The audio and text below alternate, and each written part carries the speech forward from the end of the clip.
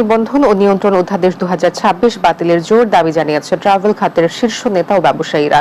রোববার সকালে জাতীয় প্রেসক্লাবে আটাব সদস্য কল্যাণ ঐক্য জোট আয়োজিত সংবাদ সম্মেলনে এ দাবি জানান তারা। এই আইনকে ট্রাভেল এজেন্সি ব্যবসার স্বার্থ বিরোধী হিসেবে উল্লেখ করেন বক্তারা বলেন, নতুন অধ্যাদেশের একাধিক ধারা ট্রাভেল এজেন্সি ব্যবসাকে কার্যত অচল করে দেবে। এসব ধারা কার্যকর হলে দেশে প্রায় 5,000 ট্রাভেল এজেন্সি বন্ধ হয়ে যাওয়ার আশঙ্কা রয়েছে, যার প্রভাব পড়বে হাজারো কর্মকর্তা, কর্মচারী ও তাদের পরিবারের ওপর।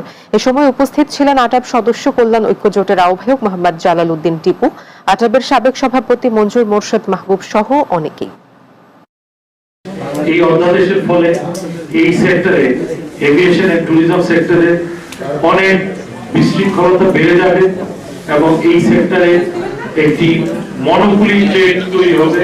আমরা মনে করি যে আমাদের মধ্যে কিছু ব্যক্তিবর্গ এই কালো আইনের পক্ষে মদত দিয়েছেন, তাদের দৃষ্টান্তমূলক শাস্তি আমরা কামনা করছি।